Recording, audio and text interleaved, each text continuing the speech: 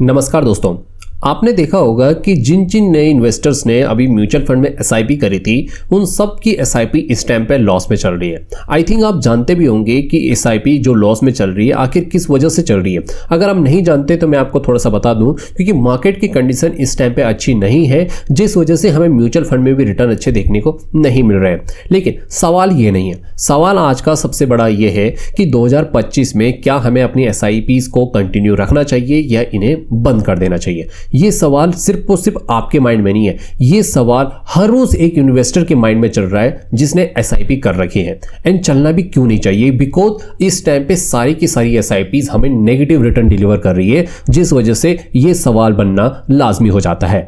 लेकिन अब आता है कि इसका आंसर क्या है। इसलिए आज की वीडियो में आपको आपके आंसर मिलने वाले हैं कि आपको ऐसी सिचुएशन में क्या करने की जरूरत है। चलिए इसे एक एग्जांपल के थ्रू समझते हैं, जिसके बाद आपको क्लियरिटी आ जाएगी कि अब आपको क्या करना चाहिए। तो हमने यहां पे एक एग्जांपल लिया है जहां पे कि आपको कुछ चीजों पर फोकस करने की जरूरत है। जैसे सबसे पहले कि आपका रिटर्न, कि आपको कितने परसेंट यहां पर रिटर्न मिल रहा है। दूसरा, आपको टोटल आपको कितनी यूनिट्स मिल रही है। दूसरा, आपका जो नेट एसेट वैल्यू है वो कितना है, यानी आपका जो एवरेज प्राइस है वो क्या होने वाला है। आपने इन कुछ चीजों पे फोकस बना के रखना है, जिसके बाद आपको क्लियरिटी आ जाएगी कि अब आपको क्या करने की जरूरत है। ठीक है दोस्तों, अब देखो सबसे पहले मैं यहां पे बात करता हूं कि जस्ट एग्जांपल लेते हैं कि आपने जनवरी 2025 में कोई एसआईपी स्टार्ट करी, जिसमें कि आपने यहां पे 5000 रुपीज इन्वेस्ट करे। एंड इस टाइम पे उस म्यूचुअल फंड का जो प्राइस था वो था 100 रुपीज का। तो इस केस में आपको 50 यूनिट यहां पे मिल गए, यानी सिंपल सी लैंग्वेज में आपको 50 शेयर यहां पे देखने को मिल गए। इसके बाद आप कंटिन्यू यहां पे 5-5 हजार रुपए करके आपने पूरे साल यहां पे इन्वेस्ट करा, जिसके बाद क्या होगा कि जो मार्केट में उस म्यूचुअल फंड का प्राइस है वो हर टाइम आपको चेंज होते हुए देखने को मिलेगा। तो अभी आप देखेंगे कि इस म्यूचुअल फंड का जो प्राइस आपको देखने को मिल रहा है वो आप देखोगे 100, यहां पे 150, 500, 250, 200 इस तरह से देखने को मिल रहा है। लेकिन ये मैंने जस्ट एक एग्जांपल लिया है, ये कुछ भी हो सकता है, ये डिपेंड करता है मार्केट सिचुएशन एंड उस म्यूचुअल फंड पे। तो जस्ट हम एग्जांपल लेते हैं, यहाँ पे 100 रुपीज का था तो हमें 50 यहाँ पे शेयर्स मिल गए या 50 यूनिट्स मिल गए। इसके बाद यहाँ पे 150 का हुआ तो हमें यहाँ पे 33.33 यूनिट्स मिल गए।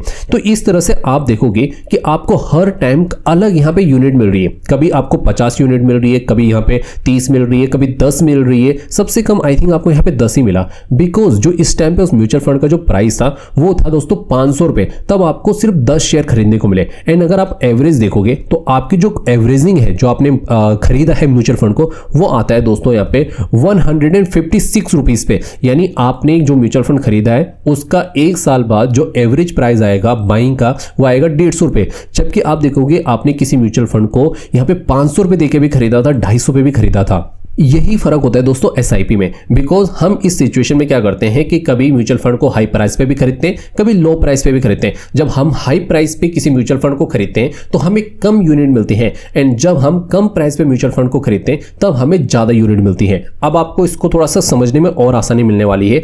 आप यहाँ पे देखिए कि जब हमने देखा कि म्यूचुअल फंड का जो प्राइस है वो बहुत ज्यादा कम आते हुए देखने को मिला है, जिसके बाद आप देखो मान लो यहाँ पे 80 आ गया, तो आप देखोगे 80 में हमें ऑलमोस्ट यहाँ पे 60 यहाँ पे यूनिट मिली, 60 यूनिट हमें देखने को मिली। इसके बाद जब म्यूचुअल फंड का प्राइस 50 आया तो हमें 100 यूनिट्स मिल गई, जिस वजह से क्या होता है कि हमारा यहाँ पे जो एवरेज प्राइस है वो और ज्यादा कम हो जाता है। जस्ट हम यहाँ पे एग्जांपल लेते हैं कि ये मेरा 50 रुपए यहाँ पे ना होते हुए यहाँ पे 100 रुपीज यहाँ पे प्राइस हो जाता है। तो आप देखोगे कि हमने जब भी बाई करा था तो ऑन एन एवरेज जो अब आपकी बाइंग आ चुकी है वो 160 रुपए की आ चुकी है। जबकि हमने पहले देखा कि मैं इसे बैक कर लेता हूं, आपने देखा कि जब हमने 50 रुपए पे खरीदा था तो हमारी बाइंग थी 156 की, लेकिन जैसे ही हमने यहाँ पे 100 रुपीज करा तो हमारी बाइंग बढ़ के हो गई 160। यानी हम जितना हाई प्राइस पे म्यूचुअल फंड को खरीदेंगे हमारा जो एवरेज प्राइस है वो उतना ज्यादा आएगा। तो इससे हमें बेनिफिट क्या होगा, देखो हमें बेनिफिट तब नहीं होगा जब हम किसी चीज को हाई प्राइस पे खरीदेंगे, हमें बेनिफिट तब होगा जब हम किसी भी चीज को सस्ते प्राइस पे खरीदेंगे। And now this is the time. अब मैं ऐसा क्यों कर रहा हूं, आप खुद देखिए कि इस टाइम पे सारे के सारे म्यूचुअल फंड के जो प्राइसेस हैं जो यहां पहुंच चुके थे वो अब यहां से यहां आते हुए देखने को मिले। तो इस केस में क्या होगा कि जब भी आप म्यूचुअल फंड खरीदोगे तो आपको ज्यादा क्वांटिटी मिलेगी, यानी आपको ज्यादा शेयर्स मिलेंगे। एंड देन इन फ्यूचर अगर उस म्यूचुअल फंड का प्राइस बढ़ता है तो आपको क्या होगा, आपको रिटर्न उसी के अकॉर्डिंग मिलेंगे। बिकॉज जितनी ज्यादा आपके पास म्यूचुअल फंड की यूनिट होंगी, जितने ज्यादा आपके पास शेयर होंगे, उतने ज्यादा आपको क्या मिलेगा, रिटर्न मिलेगा। लेकिन ये सिर्फ और सिर्फ सिर्फ तभी पॉसिबल होता है जब आप कम रेट पे म्यूचुअल फंड को खरीदो।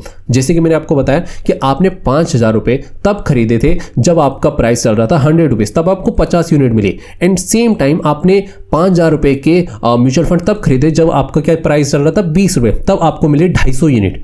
तो उसी 5,000 में आपको एक बार 50 शेयर मिल रहे हैं एंड उसी 5,000 में आपको एक बार 250 शेयर मिल रहे हैं, जिस वजह से जो आपकी कॉस्ट है वो बहुत ज़्यादा कम हो जाती है। एंड फ्यूचर में जब उस म्यूचुअल फंड का प्राइस बढ़ता है तब आपको और ज़्यादा अच्छे रिटर्न देखने को मिलते हैं।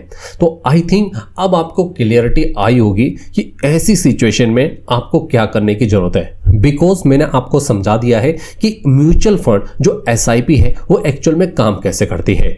क्योंकि अगर म्यूचुअल फंड ऊपर ऊपर जाता रहेगा तो हमारी जो बाइंग प्राइस है वो भी हाई होती जाएगी। तो जब हमारे लिए मार्केट डाउन आता है तब हमारी जो बाइंग आती है वो डाउन आ जाती है। सो आई थिंक दोस्तों अब आपको थोड़ा सा क्लैरिटी आ गया होगा कि अब आपको क्या करने की जरूरत है। आपको ऐसा अपनी SIP बंद करनी चाहिए या नहीं करनी चाहिए। तो एक बार थोड़ा सा सोचिए, अपने म्यूचुअल फंड को एनालिसिस कीजिए, देखिए आपने किस सेक्टर में पैसा लगाया है एंड अब आपको क्या करने की जरूरत है। सो आज की वीडियो में इतना ही।